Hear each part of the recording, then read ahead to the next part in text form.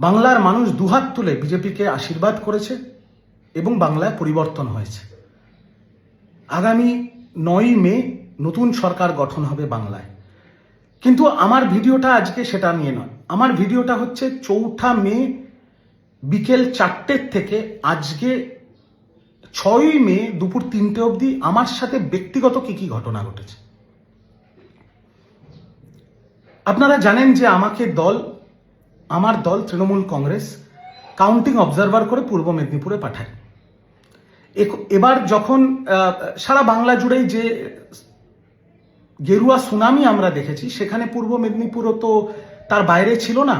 পূর্ব মেদিনীপুরে যখন তৃণমূল পিছিয়ে ব্যাকফুটে এবং বিজেপি হৈ হৈ করে জিতছে, তখন শেষ মুহূর্তে আমি পূর্ব মেদিনীপুর থেকে বেরিয়ে আসি এবং বাড়ি ফিরে আসি।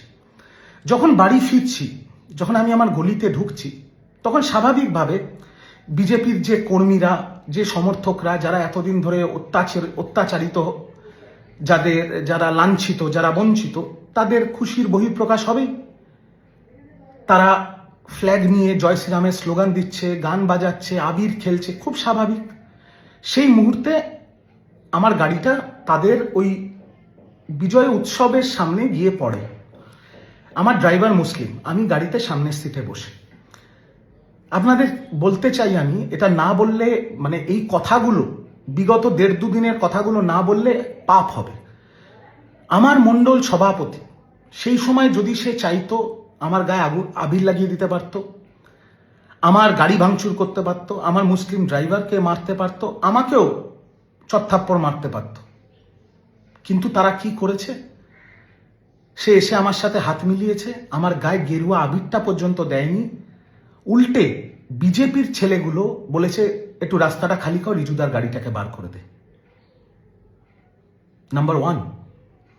নাম্বার 2, 4 তারিখ বিকেল 5টার পরে যারা স্বঘোষিতভাবে বিজেপি হয়ে গেছে, যারা সবাই তৃণমূল ছিল এখন স্বঘোষিতভাবে বিজেপি হয়ে গেছে, ফেসবুকে এখন জয় শ্রীরাম লিখছে, তাদের মধ্যে থেকে 4 তারিখ রাত্রেবেলা আমার বাড়ির সামনে মদ খেয়ে অকথ্য ভাষায় খিস্তি খেয়র, আমার মা একজন doctor, non political, practising gynaecologist, তাকে অনেক রকম থ্রেট দেওয়া, আমার স্ত্রী অরাজনৈতিক একটা প্রাইভেট কোম্পানিতে চাকরি করে, তাকে অনেক রকম থ্রেট দেওয়া হয়েছে, এবং আমাকেও অনেক গালাগাল দেওয়া হয়েছে। যেহেতু আমিও তো দলের পক্ষ থেকে ভোটের সময় প্রাণপাত করে লড়াই করেছি যেটুকু আমার ক্ষমতায় ছিল। এবং তারপরে আমি আমার পরিবারের সুরক্ষার জন্য, আমার সার্ভাইভালের জন্য, দলের মুখপাত্র হওয়ার সুবাদে বিজেপির অনেকের সাথে আমার ভালো সম্পর্ক ছিল, যারা এখন সবাই বিধায়ক হয়েছে, তাদেরকে আমি ফোন করি। কিসের জন্য ফোন করি? নিজের এবং নিজের পরিবারের সুরক্ষার জন্য। এবং আমি স্পষ্টভাবে বলতে চাই যে বিজেপির এত ব্যস্ততা, 9 তারিখ তাদের শপথ গ্রহণ, প্রতিটি বিজেপির বিধায়ক যাদের আমি ফোন করেছি, তারা 2টো রিংয়ের মধ্যে আমার ফোন ধরেছে। নাম্বার 1, বিজেপির দিল্লির শীর্ষ নেতৃত্ব এবং বিজেপির বাংলার শীর্ষ নেতৃত্ব আমাকে ওপেনলি বলেছে, তুমি বুক ফুলিয়ে তৃণমূল কংগ্রেস করো,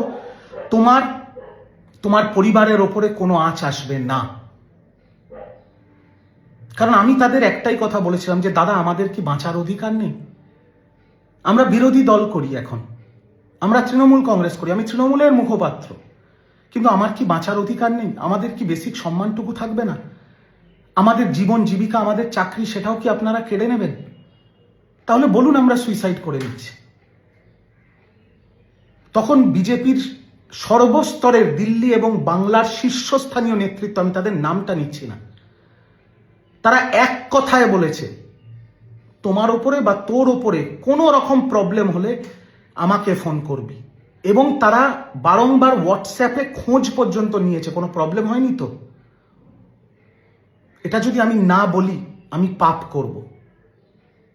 তারা আমাকে স্পষ্ট বলেছে, রিজু, তুই যা করেছিস, যা ভাষণবাজি করেছিস, যা ডায়লগবাজি করেছিস, কর্মীদের মনে তোর জন্য রাগ আছে, কিন্তু তুই দলের মুখপাত্র হয়ে করেছিস, তুই কারুর বেআইনি ভাবে জোর খাটিয়ে জমি কেড়ে নিসনি। বাড়ি দখল করে নিসনি, কারুর বাড়ির মা বোনের গায়ে হাত দিসনি, কাউকে মারধর করিসনি আমাদের কোনো কর্মীকে, না তুই কোনোদিন ফলস কেস দিয়ে কাউকে থানায় ঢুকিয়েছিস, জেল খাটিয়েছিস।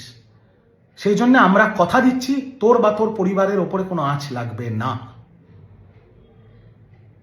এবং আমি আজকে বলছি, এই 6 তারিখ দুপুর 3টের সময় আমার বাড়িতে একটা পাথর পর্যন্ত, কেন একটা পাথরের কোনা পর্যন্ত কেউ মারেনি। সব থ্রেট কল বন্ধ হয়ে গেছে, উল্টে খোঁজ নিচ্ছে দাদা কোনো অসুবিধা নেই তো। আরেকটা ঘটনা বলি, আমার শ্বশুর শাশুড়ি, আমার শ্বশুরের বয়স 75, আমার শাশুড়ির বয়স 73, শ্বশুর সেরিব্রাল অ্যাটাকের পেশেন্ট। এই স্বঘোষিত বিজেপি যারা হয়েছে, বিকেল 4টের পর গেরুয়া আবির নিজের মুখে লাগিয়ে, এরকম কিছু লোক গিয়ে আমার 75 বছর বয়সী শ্বশুরকে চপথাপ্পড় মারে। আমি নাম করে বলছি, সেই সময় আমাদের বাঁচানোর কেউ নেই, কেউ আমার ফোন ধরেনি, আমার কোনো শীর্ষ নেতৃত্ব। আমি তখন বিজেপির একটি নেতাকে ফোন করিয়ে নাম করে বলছি, রাজর্ষি লাহিড়ী, সজল ঘোষ। তারা বলেছে দেখে নিচ্ছি। রাজর্ষির সঙ্গে সঙ্গে সোনারপুর থানায় ফোন করে, আধ ঘন্টার মধ্যে পুলিশ যায় এবং আমার বৃদ্ধ শ্বশুর শাশুড়িকে তারা প্রোটেক্ট করে। আমি যে এলাকায় বাস করি, আমার বিধানসভা কাশীপুর বেলগাছি, আমাদের বিধানসভার এখন বিধায়ক হচ্ছে বিজেপির বিধায়ক রিতেশ তিওয়ারি। রিতেশ দাকে আমি ফোন করে বলি, দাদা আমাদের কি এইরকম অত্যাচার হচ্ছে? আমি রিতেশ দার কথা এক্স্যাক্ট আপনাদের বলছি।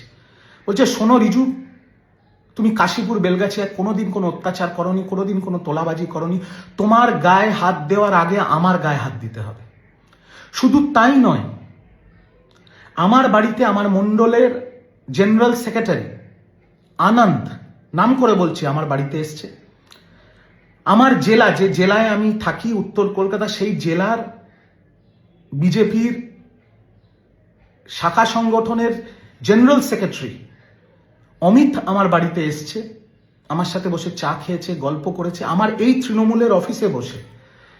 এবং তারা আমাকে বলেছে, দাদা আমি কথা দিচ্ছি তোমার গায়ে একটা আঁচ আসবে না, তোমার পরিবারের গায়ে একটা আঁচ আসবে না, তুমি মন খুলে তৃণমূল কংগ্রেস করো, গঠনমূলক রাজনীতি করো।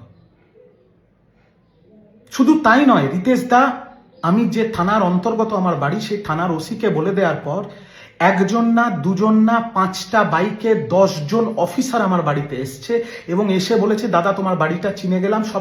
সবকটা অফিসার, তাদের অধিকাংশ, যেহেতু আমি কারোর সাথে কোনোদিন ব্যক্তিগত স্তরে খারাপ ব্যবহার করিনি, তাদের পার্সোনাল নম্বর দিয়ে গেছে এবং যারা আমার বাড়ির সামনে এই নব্য স্বঘোষিত বিজেপি যারা 4 তারিখ সকাল 11টা অবধি তৃণমূল ছিল, 4 তারিখ বিকেল 5টার পরে বিজেপি, তাদেরকে চিহ্নিত করে তাদের বাড়িতে গিয়ে তাদের যা বলার বলেছে এবং তাদের বাড়ি যদি অন্য থানার অন্তর্গত থাকে, সেই থানার অফিসারকেও বলেছে যে রিজু দত্তের বাড়ির সামনে যেন এরা না যায়।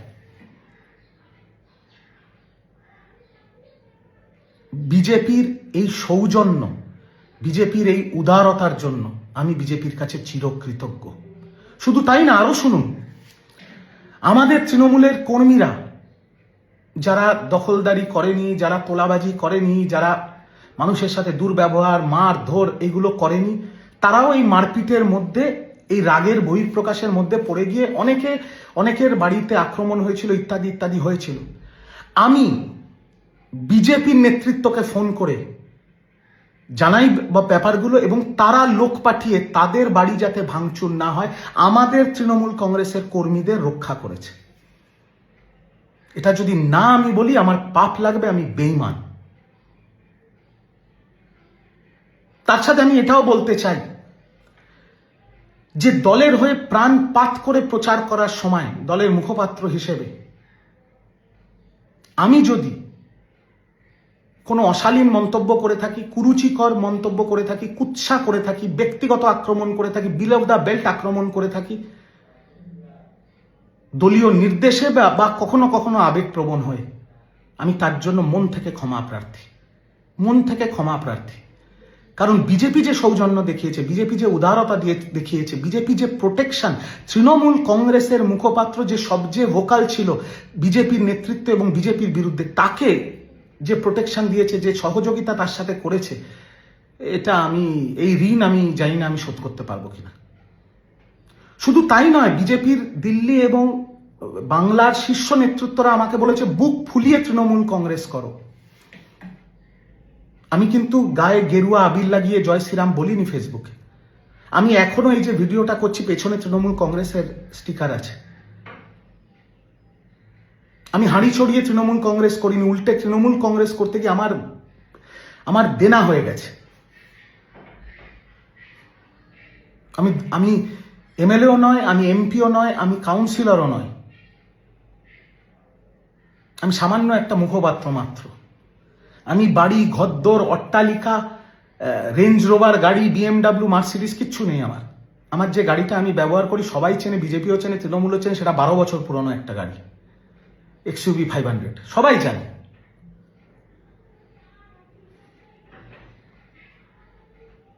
সবাই আমাকে একটা কথা বলছে, তৃণমূল করো, গঠনমূলক রাজনীতি করো, গঠনমূলক বিরোধিতা করো। তৃণমূলের প্রতিটা জনপ্রতিনিধি, আমি আর নাম করে তাদের লজ্জা দেব না, প্রতিটা জনপ্রতিনিধি বিজেপির প্রতিটা নেতাকে ফোন করে সারেন্ডার করে দিয়েছে, বলেছে ইমিডিয়েট তারা বিজেপি জয়েন করতে চায়। কিন্তু বিজেপি একটা প্রেস কনফারেন্স করে পরিষ্কার বলে দিয়েছে কাউকে এইভাবে জয়েন করানো হবে না, এইভাবে বিজেপিতে যোগ দেওয়া যায় না। আমি স্পষ্টভাবে এই ভিডিওতে বলছি, আমি বিজেপি জয়েন করতে চাইও নি। বিজেপির শীর্ষ নেতৃত্ব, সেটা বাংলার হোক দিল্লির হোক, কেউ আমাকে বলেও নি বিজেপি করতে। উল্টে বলেছে তুমি তৃণমূল করো, শুধু বলেছে ব্যক্তিগত আক্রমণ কাউকে করো না। তাই আমি আবারও বলছি যে এই হাই ভোল্টেজ ইলেকশনের সময় তৃণমূলের মুখপাত্র হওয়ার সুবাদে বা তৃণমূলের মুখপাত্র হওয়ার জন্য দলীয় নির্দেশে বা কখনো কখনো আবেগপ্রবণ হয়ে যদি আমি কোনো অশালীন মন্তব্য, কুরুচিকর মন্তব্য, ব্যক্তিগত আক্রমণ করে থাকি, তার জন্য আমি ক্ষমা প্রার্থী। তার সাথে এটাও বলবো, ডাইরেক্ট ব্যক্তিগত স্তরে, যেহেতু তার নম্বর নেই আমার কাছে বা তার সাথে আমার যোগাযোগ নেই, বিজেপির নেতা শুভেন্দু অধিকারী, তাকে আমি অনেক পার্সোনাল অ্যাটাক করেছি, অনেক। নন্দীগ্রামে দাঁড়িয়ে তার বিরুদ্ধে বিরোধী মন্তব্য করেছি 99% দলীয় নির্দেশে এবং 1% কখনো কখনো আবেগপ্রবণ হয়ে, কারণ আমরা সরকারে ছিলাম, আমরা ক্ষমতায় ছিলাম। আমি শুভেন্দুদার কাছে সেই সকল মন্তব্যের জন্য ক্ষমা প্রার্থী। আপনি শুভেন্দুদা বলেছিলেন ভোটের শত্রুতা ভোটেই থাক। আমি আশা করব বিরোধী কর্মী এবং বিরোধী কর্মীদের পরিবার এবং বিরোধী কর্মীদের জীবন জীবিকাকে আপনি সুরক্ষিত রাখবেন, আপনি রক্ষা করবেন এবং আপনার পার্টি এবং আপনার সরকার রক্ষা করবে, যেভাবে বিগত 2 দিন ধরে আপনারা করছেন। আমি আরেকটা কথা বলতে চাই, একটা আমার ভিডিও ভাইরাল, দলের পক্ষ থেকে, দলের মুখপাত্র হিসেবে, দলের লাইন হিসেবে যে লাইনটি আমাদের দলের সাংসদরা আগেও বলেছেন, সেটা নিয়ে আমি একটা দলের হেডকোয়ার্টার থেকে একটা ভিডিও করেছিলাম ইলেকশন কমিশনের পুলিশ অবজারভারদের বিরুদ্ধে। কাউকে ব্যক্তিগত মন্তব্য করিনি, কাউকে ব্যক্তিগত নাম নিয়ে আক্রমণ করিনি, সম্পূর্ণ রাজনৈতিক বিষয় ছিল। দলীয় মুখপাত্র দলীয় পার্টির লাইন, পার্টি স্ট্যান্ড ধরে বলেছিল। আর যে কথাগুলো আমি বলেছিলাম সেটা আমার আগে দলের সাংসদরাও বলেছিল, সেটা সারা বিশ্ব জুড়ে, ভারতবর্ষ জুড়ে ভাইরাল। এবং সেই ভিডিওটাও আমি আমার বাড়িতে করিনি বা আমার ব্যক্তিগত ফেসবুকে পোস্ট করিনি, সেটা দলীয় অফিসিয়াল হ্যান্ডেল থেকে ছাড়া হয়েছিল। তার জন্য আমি বলতে চাই যে এটা ব্যক্তিগত কোনো মন্তব্য ছিল না, এটা দলীয় মন্তব্য ছিল, পার্টি লাইন ছিল, আর আমি দলের মুখপাত্র হিসেবে আমার কাজটা করেছিলাম। তাই এই ভিডিওটাকে আর দীর্ঘায়ু করব না, এইটুকু বলবো, নতুন সরকার গঠন হচ্ছে বাংলায়, বিজেপির সরকার গঠন হচ্ছে বাংলায়। কে মুখ্যমন্ত্রী হবে, কে মন্ত্রী হবে, সেটা তাদের দলের অভ্যন্তরীণ বিষয়, সেটা নিয়ে মন্তব্য করার আমার কোনো জায়গা নেই, কোনো অবকাশ নেই।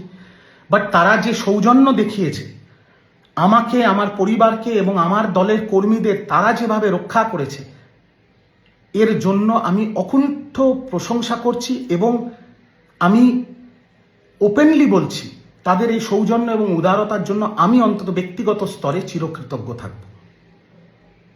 আমি আশা করব আপনারা আরো শক্ত হাতে এই ব্যবস্থাটা নেবেন, যাতে তৃণমূলের যেখানে যেখানে পার্টি অফিস পুড়িয়ে দেওয়া হচ্ছে, বা যেখানে অত্যন্ত অত্যাচার করা হচ্ছে সেগুলো আপনারা কড়া হাতে দমন করবেন, সেগুলো বন্ধ করবেন। দয়া করে বিরোধী কর্মী যারা আছে তাদের আপনারা রক্ষা করুন, যেভাবে আমাকে ব্যক্তিগত স্তরে আপনারা রক্ষা করেছেন এবং আমার কথায় কিছু কর্মীদের রক্ষা করেছেন। সমগ্র বিরোধী কর্মীদের আপনারা রক্ষা করুন, তাদের জীবন জীবিকা রক্ষা করুন, কারণ বাঁচার অধিকার সবার আছে। আর আমার দৃঢ় বিশ্বাস আপনারা সেটা করবেন। আমি জাস্ট এই অনুরোধটুকু আপনাদের সামনে রাখলাম। বাকি নতুন সরকার আসছে, তারা যে প্রতিশ্রুতি দিয়েছে আশা করব সেই প্রতিশ্রুতিগুলো সবকটা অক্ষরে অক্ষরে তারা পূরণ করবে। বাংলা ভালো থাকবে, বাঙালি ভালো থাকবে। তাই আপনাদের নতুন সরকার গঠন এবং নতুন মুখ্যমন্ত্রী যেই হোক না কেন সেটা আপনাদের সিদ্ধান্ত। আগাম শুভেচ্ছা রইল। দয়া করে বিরোধী কর্মীদের রক্ষা করবেন। এই হিংসাটা আরো কড়া হাতে দমন করুন, যাতে কারুর জীবন জীবিকা নষ্ট না হয়। আর বিরোধীদের সুরক্ষা দিন, তাদের জীবন জীবিকাকে সুরক্ষা দিন। এই অনুরোধটুকু রইল তৃণমূল কংগ্রেসের একটি অত্যন্ত সাধারণ কর্মীর তরফ থেকে। সকলকে বলি আপনারা ভালো থাকবেন, সুস্থ থাকবেন। আশা করি সব ভালো হবে, বাংলা ভালো থাকবে, বাঙালি ভালো থাকবে। এই প্রার্থনা নিয়ে আজকে আমি আমার এই ভিডিওটা এখানেই শেষ করলাম।